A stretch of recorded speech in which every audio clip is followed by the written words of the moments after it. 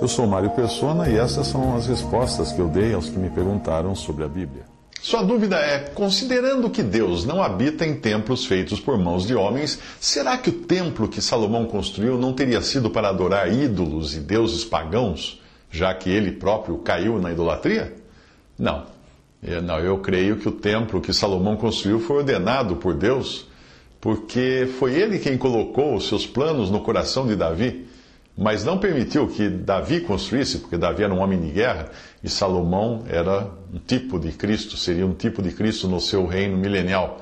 Por isso ele escolhe Salomão, o filho de Davi, para ser o construtor do templo. Aquele templo foi depois reconstruído nos tempos de Esdras e Neemias e mais tarde por Herodes o Grande. Tanto era propósito de Deus que aquele templo existisse, que nos evangelhos Jesus o chamou de casa de meu pai. A passagem é esta: e disse aos que vendiam pombos: tirai daqui estes, e não façais da casa de meu pai casa de venda. João capítulo 2, versículo 16. Ele nunca chamaria o templo de casa de meu pai se não tivesse endossado aquela decisão lá atrás de Salomão construir o templo. Mas a intenção de Deus não era fazer daquela construção de pedras uma habitação no sentido estrito da palavra, mas sim uma figura do verdadeiro templo. Nós vemos nos evangelhos Jesus mostrar que o seu corpo era o verdadeiro templo no qual o Espírito de Deus habitava. A passagem diz que Jesus respondeu e disse-lhes: derribai este templo e em 3 dias o levantarei. Disseram, pois, os judeus: em 46 anos foi edificado este templo, e tu o levantarás em 3 dias? Mas ele falava do templo do seu corpo. Quando, pois, ressuscitou dentre os mortos, os seus discípulos lembraram-se de que lhes dissera isto, e creram na Escritura e na palavra que Jesus tinha dito. João 2, 19 a 22. Hoje Deus habita em cada salvo por Cristo, porque o corpo do crente é a habitação do Espírito Santo.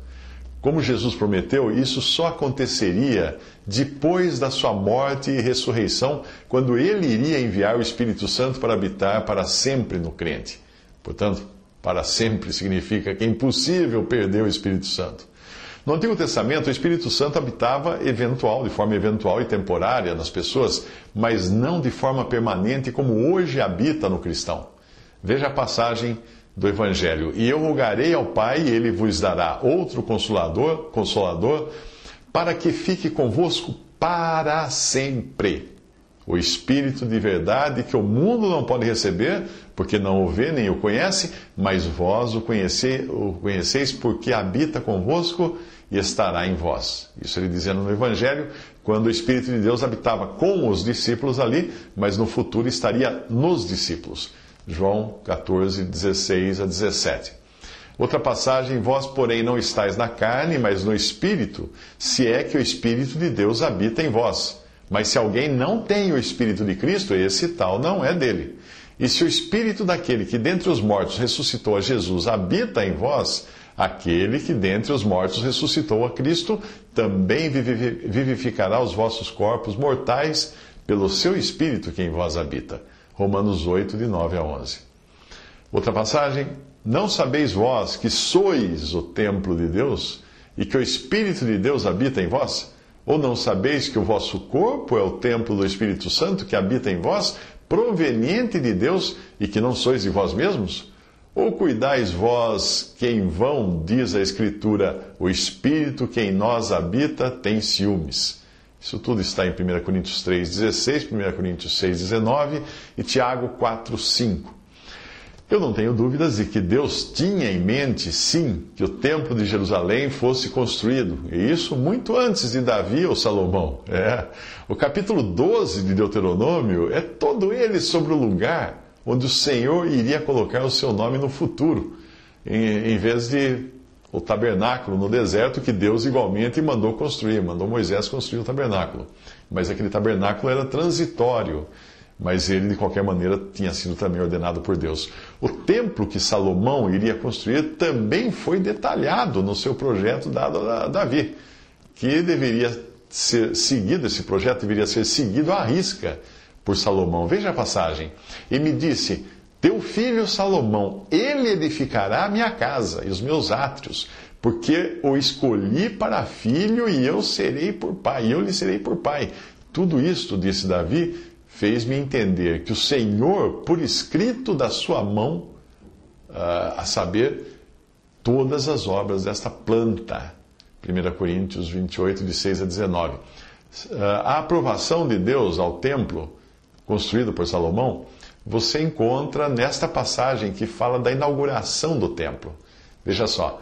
E aconteceu que quando eles uniformemente tocavam as trombetas e cantavam para fazerem ouvir uma só voz, bendizendo e louvando ao Senhor, e levantando eles a voz com trombetas, símbolos e outros instrumentos musicais, e louvando ao Senhor, dizendo: porque Ele é bom, porque a sua benignidade dura para sempre.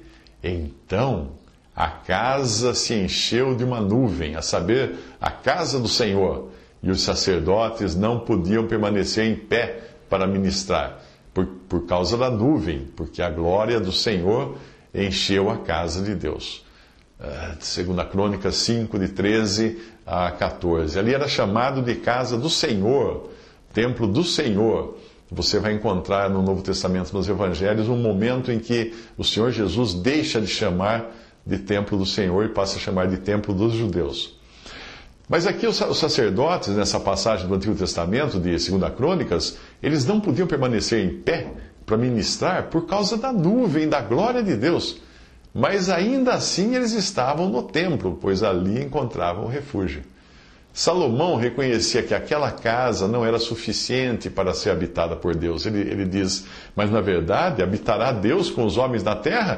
Eis que os céus e o céu dos céus não te podem conter, quanto menos esta casa que tenho edificado.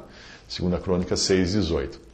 Todavia, depois de todas as orações e súplicas do capítulo 6 de 2 Crônicas, Deus responde dando a sua chancela de aprovação ao templo que foi construído por Salomão. E na continuação você lê assim: e o Senhor apareceu de noite a Salomão e disse-lhe: ouvi a tua oração e escolhi para mim este lugar para a casa de sacrifício. 2 Crônicas 7, versículo 12. Aquele templo seria também um ponto de contato entre o povo de Israel e Deus, que teria a sua atenção focada para aquele lugar. Veja a passagem: agora estarão abertos os meus olhos e atentos os meus ouvidos à oração deste lugar, porque agora escolhi e santifiquei esta casa, para que o meu nome esteja nela perpetuamente, e nela estarão fixos os meus olhos e o meu coração todos os dias. 2 Crônicas 7, de 15 a 16. Mas como havia também a responsabilidade do homem, Deus deixa claro que aquele só seria um lugar de bênção enquanto o povo fosse fiel. A infidelidade e a apostasia acabaria por transtornar não só a nação, mas até aquela casa, aquele templo, que então se transformaria em motivo de piada para os ímpios. Veja a passagem: porém, se vós vos desviardes e deixardes os meus estatutos e os meus mandamentos que vos tenho proposto, e fordes e servirdes a outros deuses, e vos prostrardes a eles, então os arrancarei da minha terra que lhes dei, e lançarei da minha presença esta casa que consagrei ao meu nome, e farei com que seja por provérbio e motejo entre os povos. E desta casa que é tão exaltada, qualquer que passar por ela se espantará e dirá: por que fez o Senhor assim com esta terra e com esta casa? E dirão: porque deixaram o Senhor Deus de seus pais, que os tirou da terra do Egito, e se deram a outros deuses, e se prostraram a eles, e os serviram. Por isso ele trouxe sobre eles todo este mal. 2 Crônicas 7, 19 a 22. Mas quando nós lemos o Antigo Testamento, nós vemos o quanto Deus teve de paciência com aquele povo, porque suportou as piores abominações feitas por eles no templo, dentro do templo. Não foi apenas nos tempos de Jesus que os judeus tinham transformado a casa de Deus em covil de ladrões, com seus cambistas e comerciantes atuando dentro do templo.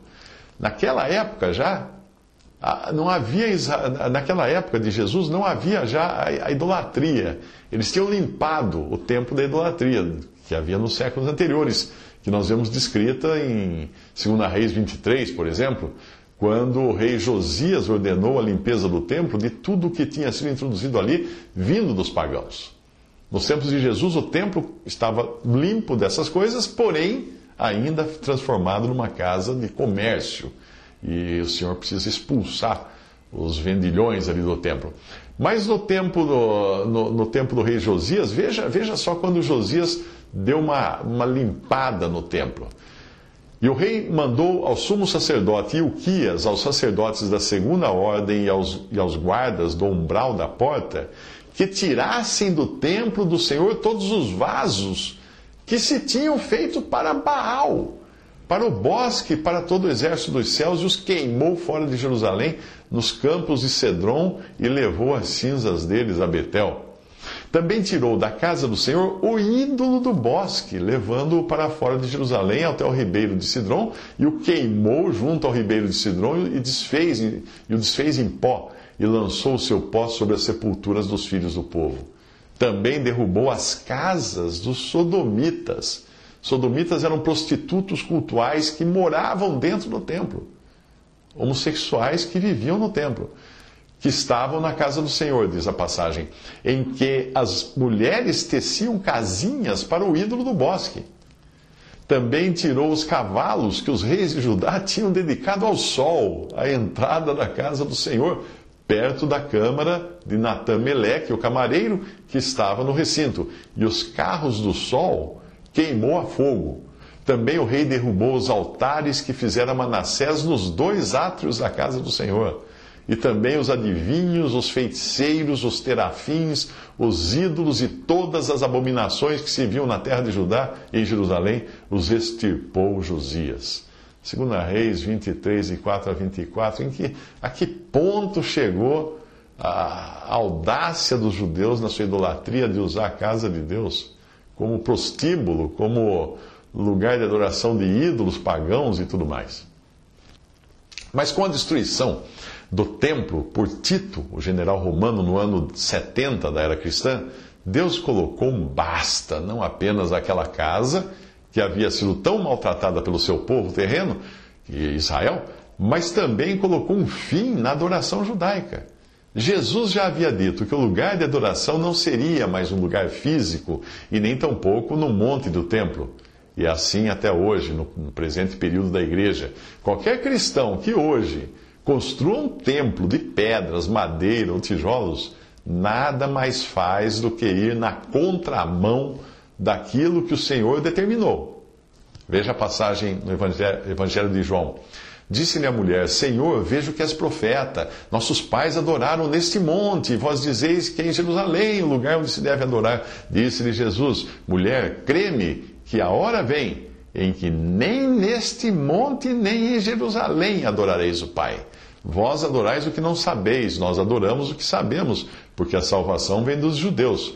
Mas a hora vem, e agora é, em que os verdadeiros adoradores adorarão o Pai em espírito e em verdade. Porque o Pai procura a tais que assim o adorem. Deus é espírito, e importa que os que o adorem em espírito e em verdade. João 4, 24. Uma boa leitura para isso é o livreto Pedras Grandes e Preciosas, de Charles Stanley. Você vai encontrar na internet e no Acervo Digital Cristão. Visite respondi.com.br. Visite 3minutos.net.